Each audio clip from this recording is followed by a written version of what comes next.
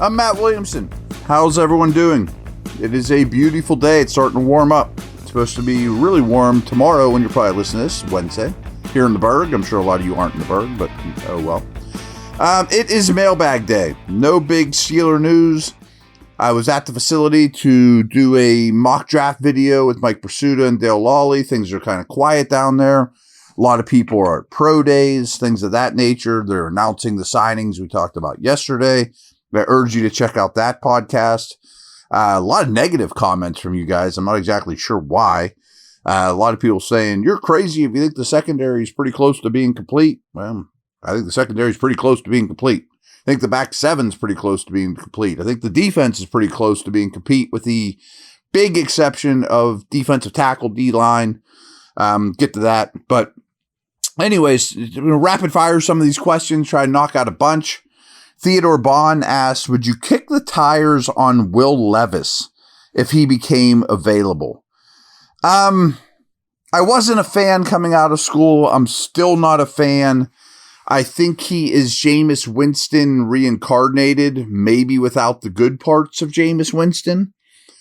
So that doesn't exactly sound great. I mean, and what I mean by that is high variance, puts the ball in harm's way a lot, gunslinger. But I am always, or almost always, in favor of high pedigree, talented players, buying those guys at 20 cents on the dollar, especially at that position, you know. Now, I don't think there'll be room for him here, to be honest with you, because contrary to popular belief, I do not think they're going to go into the draft with only Skylar Thompson and Mason Rudolph. A veteran, probably Rodgers or Wilson, I think will be in the quarterback room. Now, I don't care about Skylar Thompson, but you're going to take 4 to camp, Thompson probably being your 4th, Rudolph probably being your 2, Rodgers, again, I mean, elephant in the room, probably being your 1. I don't think Levis will be that guy, you know, but I kind of like where your mind is at on that in terms of, hey, give Trey Lance another chance, or, you know, I mean, those type of guys. I'm usually in favor, and you could maybe make it work, but I don't want to give up another pick in this draft after trading away the 2nd for DK. If it was after the draft and, you know, they draft Ward first overall, which I think Tennessee will, and you send them next year's 6th, and you just have Levis here on his rookie contract to see what happens, I kind of understand that, especially if you don't draft one, of course.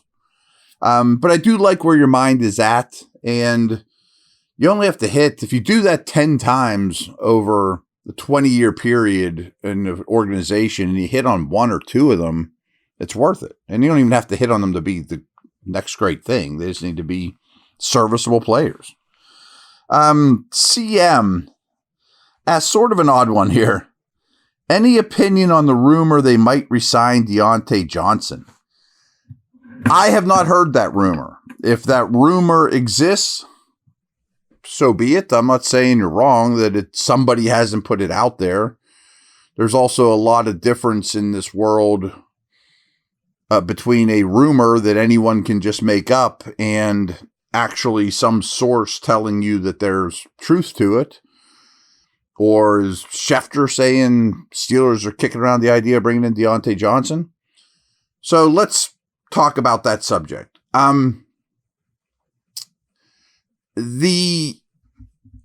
am almost certain that Johnson had to go.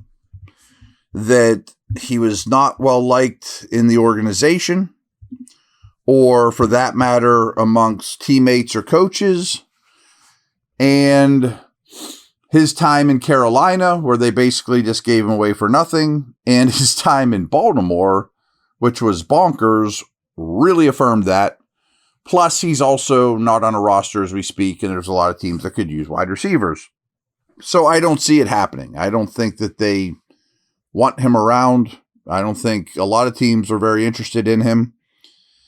That being said, CM, a receiver of his style, and I've actually thrown Stephon Diggs just as someone I might call that can play slot, can play outside, is a route runner. He's also a big personality and might not want to take a back seat and be number 3, but he kind of was that way in Houston, and that's where he is at this stage of his career. And I don't know what he has left, and he's coming off an injury, and I don't know what kind of money he'd want, but the Steelers have money. And where I'm going with this, and don't go start spreading rumors that Williamson said they're getting Diggs. I'm just throwing that out there off the top of my head. It's just been kicking around in my cranium.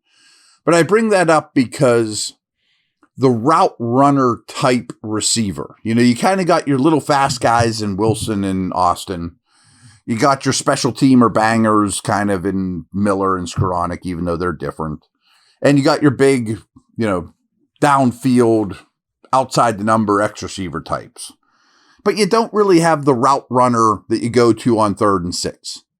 And that's always what Deontay was. He's a very good route runner, more of a technician.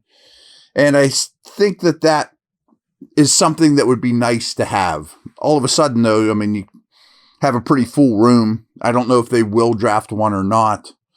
But someone of Deontay's style would interest me. That's why I mentioned Diggs at this stage of his career. I don't think Deontay will be back in the black and gold, though. BetOnline is the world's most trusted betting platform and your number one source for betting on all the madness, whether you're a seasoned fan or a first-time bettor. BetOnline is your ultimate game day companion. With the largest selection of odds on everything from college basketball to a $200,000 bracket contest, BetOnline continues to be your number one sports betting source. From every Cinderella story to every hat trick, BetOnline has you covered with odds, stats, and more for every game, every play, and every win.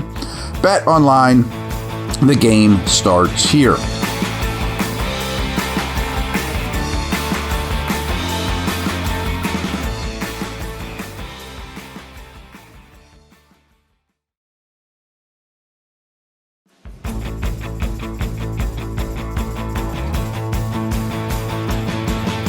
Grant Naminamo asks, I don't understand the fan expectation that all salary cap money be spent. Where does this bucket of money come from and where does the leftover go?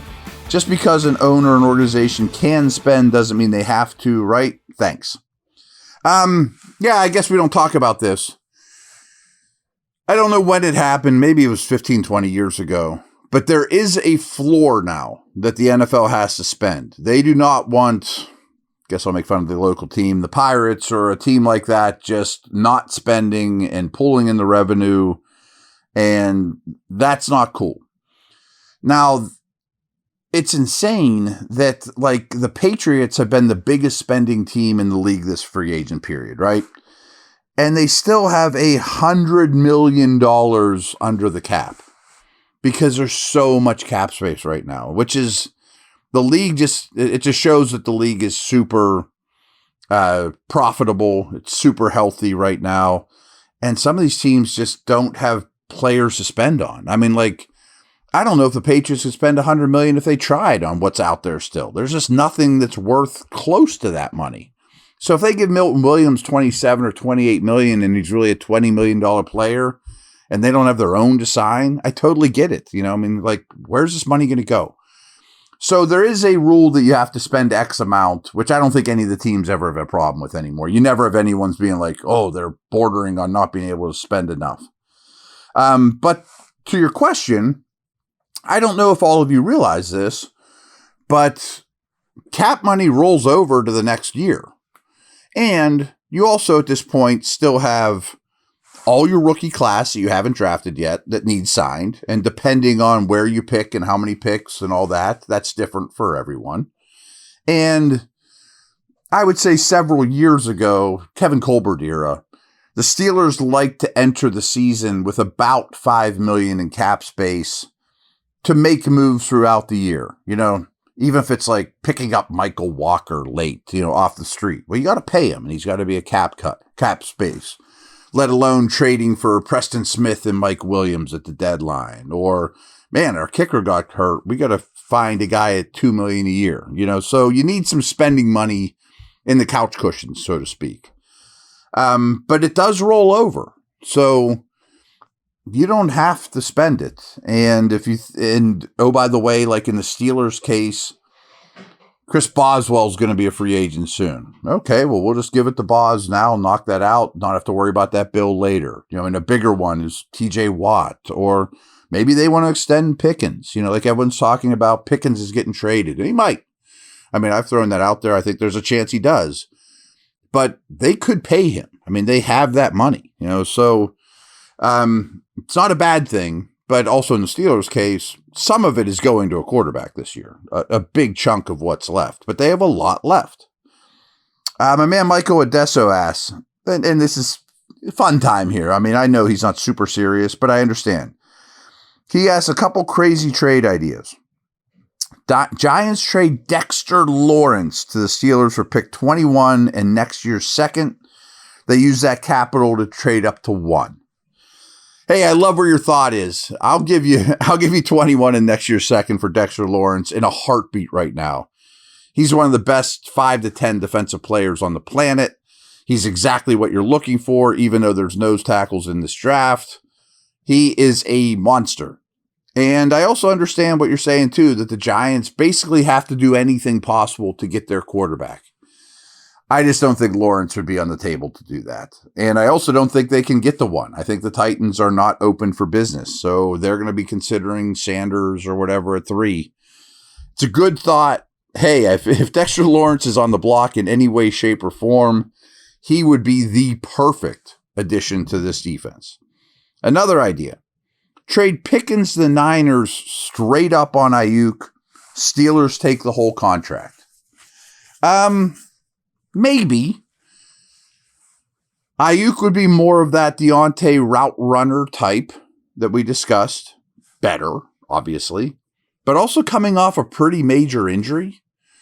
His contract wouldn't be that bad because the Niners paid all the signing bonus for you. They did the hard work. Now you have to pay his yearly salary along with Metcalf's, which is pricey. And I don't love that they're both about the same age. I like to stagger my big contracts at the same position. Would they want Pickens? Maybe. They're trying to get cheap, and it does sound like Aiyuk could be had. And I'm not saying that they're tanking in San Francisco, but they're letting people walk and not bringing much in right now. So I kind of get where you're saying. I don't think that would be in the cards. And I know you said this is a crazy trade idea.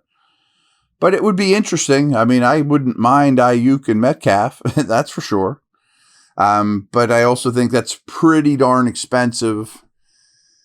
And I wonder, what I'm sitting here thinking in the back of my head, I guess, Michael, is if you were to say that, I'm sending you Pickens, you send me Aiyuk, I'll take all his money on. Does either team need to throw a pick in? Which one's more valuable in that situation? Because the Niners are stuck with the same situation now then is, well, we're gonna have to pay our guy, our new guy at some point too.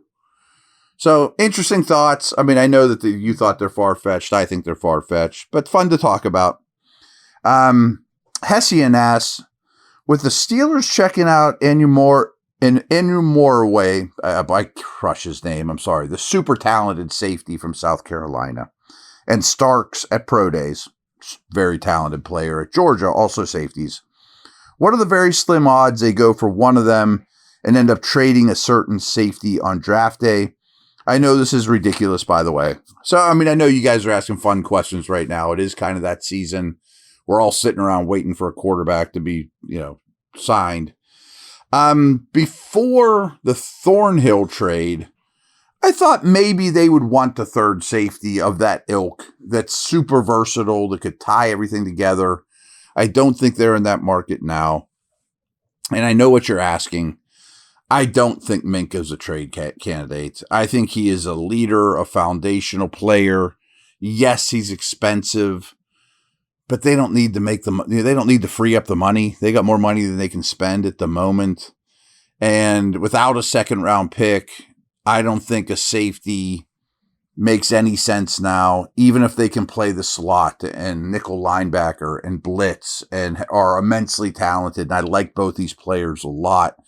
I don't think a safety makes any sense in round 1 without a round 2 pick, and then you're waiting for the 3rd round to get your D lineman, obviously, running back, project quarterback. It just doesn't add up to me. I understand what you're saying. I don't think Minka's really a trade candidate at all. They love him. I love him. He is a big-time leader. I think he's a way better player than people give him credit for because he didn't have a ton of picks this year. I don't think he's declining. Now, the other thing is just because you go to South Carolina, and especially Georgia's pro day, everyone's at Georgia's pro day, and they're looking at 12 different guys every year. So you're not doing your homework if you don't. You're not a good scouting department if you don't have multiple people at Georgia's pro day, give or take, looking at many players. Off the top of my head, I don't know a Georgia target for the Steelers, but that doesn't mean you better not be on top of that because you might be signing those guys in a couple of years. You're definitely going to be playing against several of them. And South Carolina has some dudes too, so they have a defensive lineman that might be of interest, so just because you're at the top safeties pro day doesn't mean that that's your prime target that you're there. And again, you should be at Bama. You bet you're always at Ohio State. You're always at Georgia. You're always at these big time schools. So that's just how it works. And of course, you're going to have scouts looking at 1st round prospects like these safeties. I don't think either one has any real chance to be a Steeler, though. And I don't think you did either, but you know what I'm saying. And I guess that's a wrap. A lot of good stuff from you guys. You can keep sending me questions. I'll always mix them into podcasts, too, especially if something sparks my interest. Draft is just a little over a month away. That's pretty awesome. Hopefully one of these days we do get a quarterback answer, but doesn't seem to be on the horizon. But who knows? Our phones could light up any minute now. Thanks, everyone. Take care.